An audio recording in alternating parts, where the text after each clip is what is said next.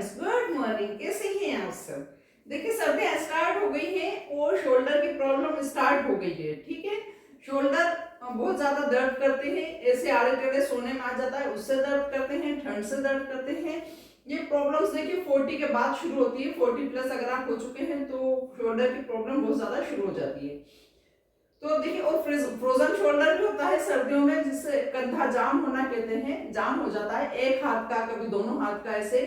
तो उसके लिए बहुत अच्छी एक्सरसाइज मैं बता रही हूँ। अगर आप ये करते रहेंगे तो आपको फ्रोजन शोल्डर या कंधे की जाम होने की समस्या कभी नहीं होगी। अगर हो गई है तो धीरे धीरे से आप करना स्टार्ट कीजिए, तो ये समस्या आपकी प्रॉब्लम दूर हो जाएगी धीरे धीरे। ठीक है, तो देखिए उसमें सबसे पहले अपन करेंगे ऐसे हाथ, दोनों हाथों को धीरे धीरे नीचे लाइए। देखिए, जिससे फ्रोजन शोल्डर है या बहुत ज्यादा प्रॉब्लम है, उनके हाथ इतने नहीं उठेंगे, तो आप धीरे से पीछे पूरे टच हो जाइए और धीरे धीरे से आपको हाथों को उठाइए।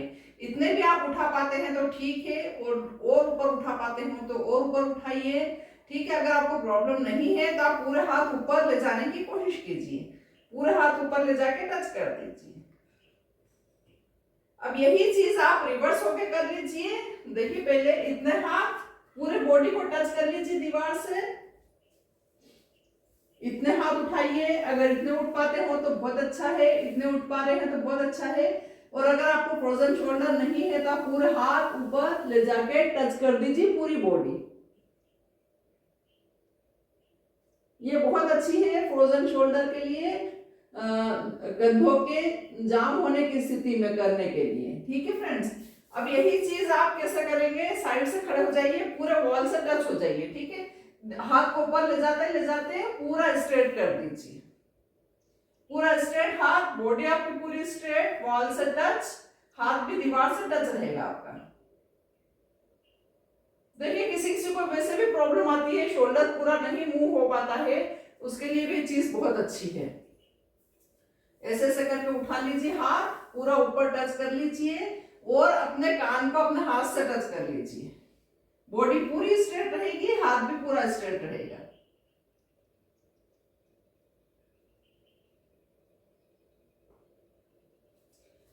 अब इसके लिए देखिए एक और है, वैसे ही साइड में आप खड़े हो जाइए, पूरे हाथ को ले जाइए गोल गोल घुमाते हुए, पीछे ले जाते हुए, दीवार से टच रहेगा आपका हाथ, पूरा नीचे ले आइए। ठीक है, फिर पीछे से ही लाइए और आगे लाते हुए पूरा हाथ आगे, पूरा सर्कल बनाना है, मतलब आपको दीवार पे। ठीक है, एक जगह पे सिर्फ आपकी उंगलियां उठेंगी, यहाँ पे पीछे बैक होते टाइम पे, फिर वापस से आपका नीचे से आ जाएगा। ठीक है, ये हाथ भी देखिए, हाथ आपको ऐसे ऐसे करके दीवार पे पूरा यूं ऐसे करके गोल करके पूरा नीचे लाना है और पूरा ऊपर लाना है। ठीक है, धीरे धीरे से कीजिए, अपोजिट वैसे। बहुत अच्छी है ये फ्रोजन शोल्डर के लिए, कंधा जाम होने की स्थिति में करना है। ठीक है, अब देखिए वॉल स्लाइडिंग वाली एक्सरसाइज कर लीजिए, देख लीजिए।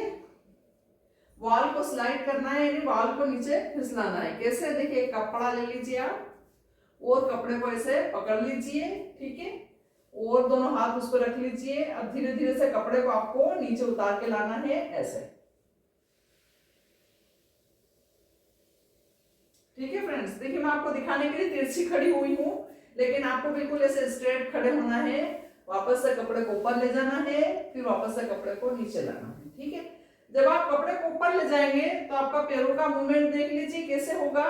देखिए, जब आप कपड़े को ऊपर ले जाएंगे नीचे से ऊपर, तो आपका पैर ऐसे हो जाएगा। ठीक है, एक पैर आगे रहेगा, एक पैर पीछे, और आप टोस पे आ जाएंगे, पंजों पे आ जाएंगे। अब जब आप नीचे लाएंगे कपड़े को वापस, तो धीरे धीरे से आपका पैर स्ट्रेट हो जाएगा। यही पोजीशन इस पैर में बनेगी। जैसे जैसे आप कपड़े को ऊपर ले जाएंगे तो आपका पैर ऐसे हो जाएगा। वापिस जब आप कपड़े को नीचे लाएंगे स्लाइड करते हुए, तो पैर आपका ऐसे हो जाएगा। ठीक है, अब देख लीजिए एक बार ऊपर कपड़े की पोजीशन कैसे करना है। देखिए, कपड़े को ऐसे करके आपको ऊपर ले जाना है। जब आपकी एड़ी ऊपर उठ जाएगी, फिर कपड़े को नीचे लाते हुए आपकी एंकल को आपको नीचे टच कर देना है, हील को। ठीक है फ्रेंड्स, तो ये इसकी पोजीशन है बहुत अच्छी। अब आपको वैसे ही, ये था इसके साथ स्लाइड करने का, अब आपको वैसे ही खुद से स्लाइड होना है। कैसे, दोनों हाथ ऐसे रख लीजिए या ऐसे रख लीजिए जैसे आपको कंफर्टेबल हो। धीरे धीरे से आपको फिसलते हुए नीचे जाना है, जितना जा पाए। अब आपको धीरे धीरे से वापस से ऊपर आना है, ठीक है, फिर नीचे जाना है, फिर ऊपर आना है। ठीक है फ्रेंड्स, ये बहुत अच्छी एक्सरसाइज है शोल्डर के लिए, शोल्डर पेन के लिए, शोल्डर स्टिफनेस के लिए। अब देखिए, अगर आपको ज्यादा फ्रोजन शोल्डर की प्रॉब्लम बहुत ज्यादा है तो आप धीरे धीरे से हाथ को ऐसे मूव कीजिए, बिल्कुल फ्री छोड़ के, थोड़ा भी टाइट नहीं रखेंगे।